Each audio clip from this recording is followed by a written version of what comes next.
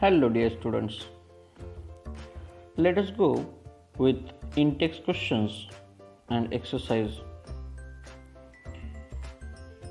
The first question which is asked in your textbook is, what is the importance of DNA copying in reproduction? The answer told here is DNA, that is deoxyribonucleic acid, is the genetic material found in the chromosomes which are present in the nucleus of a cell. The DNA is information site for making proteins, and each specific type of protein lead to specific type of body design.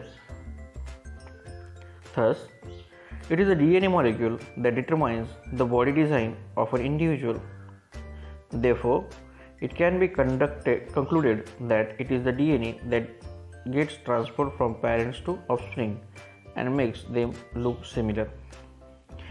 Dear students, here we must notice that it is already discussed in standard 9 that the DNA which is packed in the chromosomes is responsible for making proteins. These proteins further work as enzymes, and due to these enzymes, different body reactions are taking part. Now these are enzymes which are responsible for our body characters. So ultimately, DNA is responsible for characters, external appearance, morphological characters, and these DNA get transferred from one generation to next generation. Hence, DNA is ultimately responsible for the characters. So this was the question. Its answer is lying in the protein synthesis process. During protein synthesis, DNA get unpacked from the chromosomes, and this DNA is responsible for making different types of proteins in our body. So each and every cell have the same type of DNA which is present in our body, which is present inside the nucleus in the form of chromosome. So unwinding of chromosomes, releasing of DNA, and making of protein further responsible for the particular type of characteristics. Here we will go to next question now. Why is the variation beneficial to the species but not necessarily for the individuals? Now we have seen the difference between asexual reproduction and sexual reproduction. In asexual reproduction, the characters are transferred as it is, as the DNA transfer as it is. There is no combination or no combining of two different DNA. In case of sexual reproduction, there is a participation of two different DNA, and hence combining of DNA takes place, which brings variation. Now question is, why variation is beneficial? So answer for this is, variations are beneficial to the species than individuals because sometimes for a species the environmental conditions change so drastically that their survival becomes difficult. For example, if the temperature of water increases suddenly, then most of the bacteria living in that water would die. Only few variants that are resistant to heat would be able to survive. However, if these variants were not there, then the entire species of bacteria would have been destroyed. Thus, these variants helps in the survival of the species. However, all variations are not necessarily beneficial for the individual organisms. So, the answer is lying here. When variations are coming, that time they can survive different types of species. Different types of animals in the same species having different characters. One or the other character may be beneficial, one or the other character may have superiority, over the environmental conditions which are coming in future. Suppose here which organisms will die suddenly due to increase in temperature. Suppose these organisms have a cross with the organisms which are going to survive. Obviously the superior characters will be chosen and that particular species can survive in high temperature also. So variations are beneficial to the species but not necessary for the individual. This is the answer. Individual and species are different. In a species there are different individuals. Okay, so let us go towards next question. How does binary fission differ from multiple fission? It's a very important question. In binary fission, what happens? A single cell divides into two equal halves.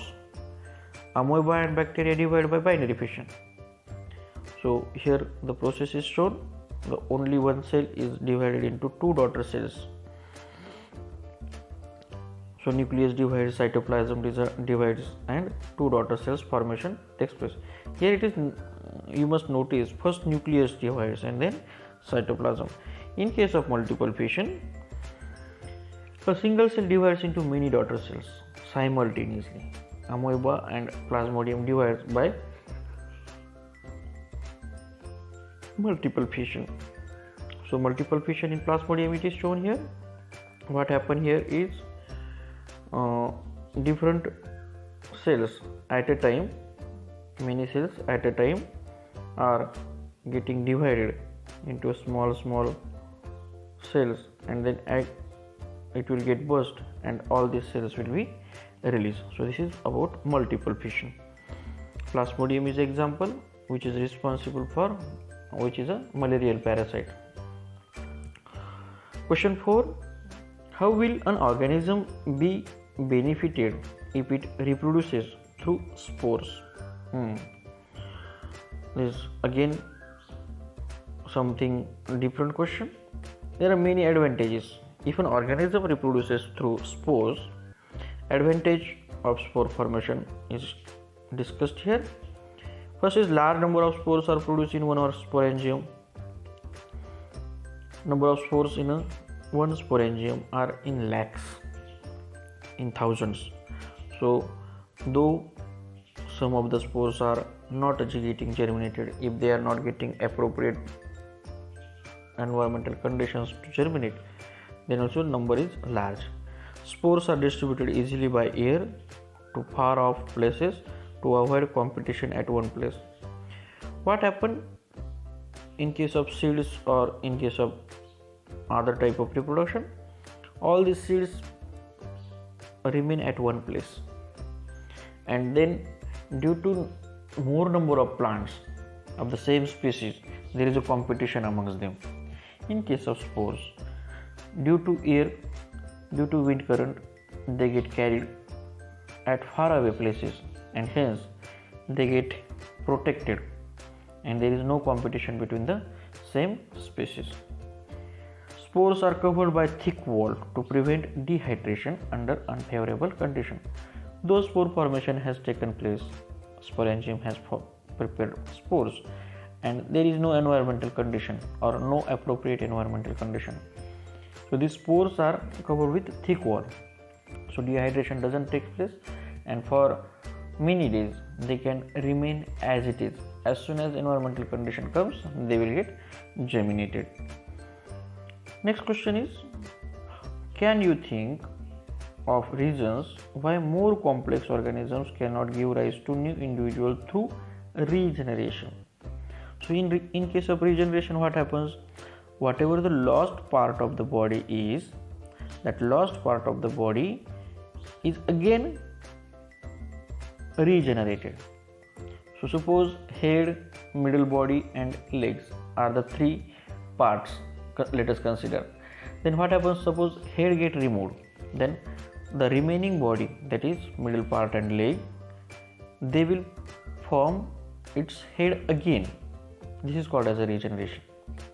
Okay, in case of complex organisms, as complexity increases means what? Complexity increases means number of organs have increased, number of cells have increased, and these organs are allotted with different functions. Hence, simple organisms such as Hydra and Planaria are capable of producing new individuals through the process of regeneration. The process of regeneration involves formation of new organism from its body part. Simple organisms can utilize this method of reproduction as their entire body is made up of similar kind of cells in which any part of their body can be formed by growth and development. However, complex organisms have organ system level of organization. All these organ systems of their body work together as an interconnected unit. They can regenerate their lost body parts such as skin, muscle, blood, etc. But they cannot give rise to new individuals through regenerations. So in regeneration, for example, in our body, suppose skin is lost, skin will form again. But if hand is lost, hand cannot. So they cannot rise to new individual through regeneration. Some parts of the body can be regenerated, simple parts of the body can be regenerated. Question number 6 is, why is the vegetative propagation practiced for growing some type of plants? Question was asked by some students during video lectures also, that sir, if sexual reproduction is available in plants, then why to propagate these plants with vegetative propagation? Yes, it's a nice question and one should ask and one should think over. See, in sexual reproduction, what happens? Number of seeds formed are less, as well as whatever new individual formed because of sexual reproduction will have combination of characteristics. So suppose if I want a particular mango, say kesher, in my farm, but I want all these cases of the same type, there should not be a difference, so that I could get good market, isn't it? If I regenerate them, I propagate them with the help of sexual reproduction, variation are bound to happen. But if I propagate them with the help of asexual reproduction, as I told you, asexual reproduction, or that is vegetative reproduction, is making of clones. The organisms formed by clones are same to same as their parental body, or same to same as their parents. So there is no variation. So in this case, whatever vegetatively propagated mango will be, all will have the same variety, all will have the same characteristics, all will have the same type of fruits, all the fruits will have the same type of taste. So this is one reason. Secondly, sexually reproducing organisms, for sexually reproducing organisms, it takes a lot of time, because fertilization takes place, then seed formation will take place, then growing of that particular germination of seeds, then growth of that plant. It will take a lot of time, and number of individuals saved during these natural changes, there is once again question mark, how many will survive for next generation. So in this case, vegetatively propagated plants are less in number, it takes less time to propagate. Okay, so for example, rose plant, if we are using cuttings of the rose plants, then it will take very less time to propagate. So how many number of cuttings we will plant, that many number of rose plants will grow. This is second reason. And third reason is, the plants which cannot produce seeds, they can be propagated, they can be multiplied, they can be raised by vegetative propagation. So these are the three reasons which can be discussed. So let us see what is given in answer. Vegetative propagation is the ability of the plant to reproduce by producing new plants from the vegetative plant parts such as leaf, stem or roots under appropriate condition.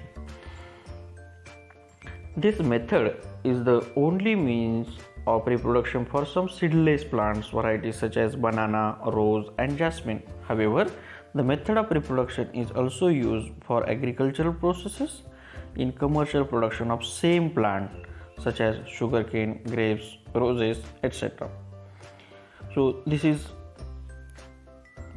answer given. I have discussed it with elaborative way. So you can write all the three reasons.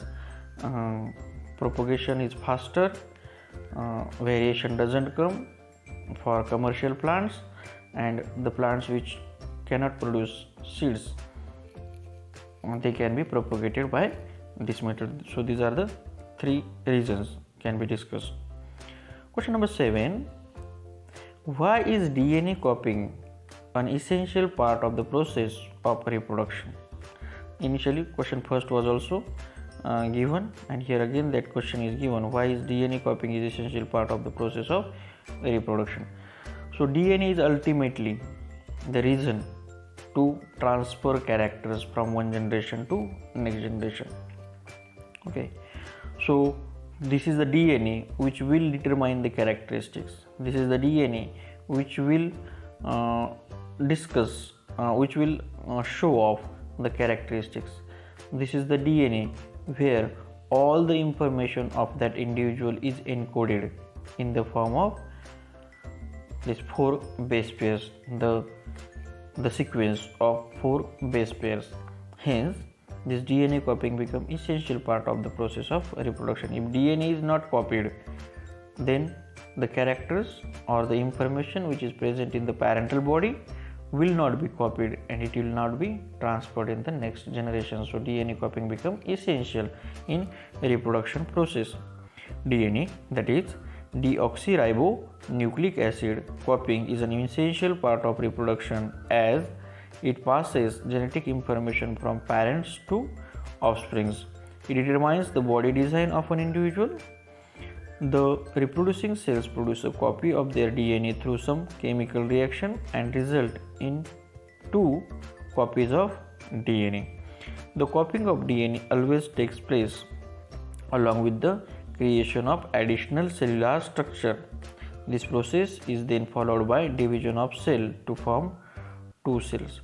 So this mitosis and meiosis are the 2 processes in which DNA copying takes place. In meiosis we have discussed that DNA get reduced to, chromosome number reduced to half, but the copy of DNA is there. In each cell there is a nucleus, and inside nucleus there are pair of chromosomes, same type of chromosomes. There will be in pairs. So one set of chromosome is exact copy of another set of chromosomes. So these 2 chromosomes get separated in case of meiosis. Gametic cells we have discussed in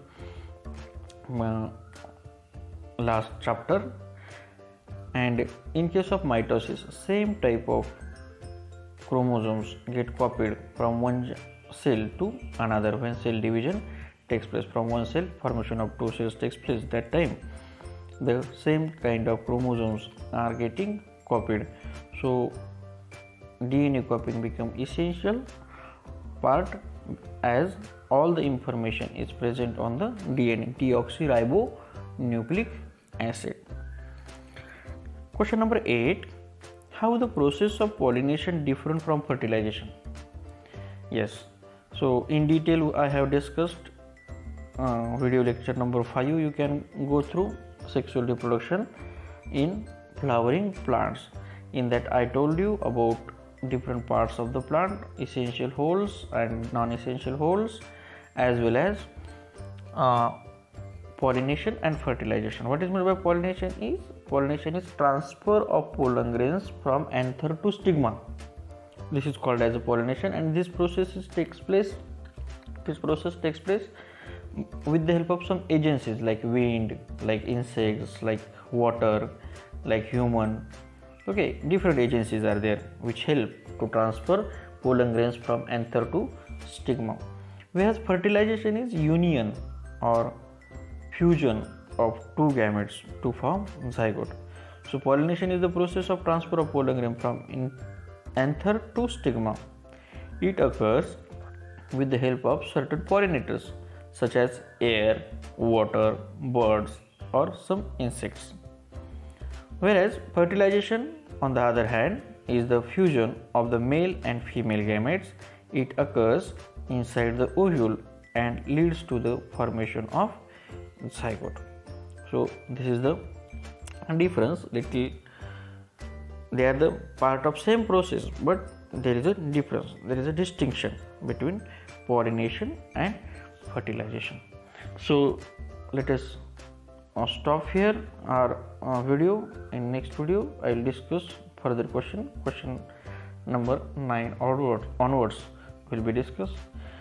I have to take care of length of video because due to more length the size of the video increases and then it becomes difficult to put it. So I stop here. I will prepare next video from question number 9 onwards.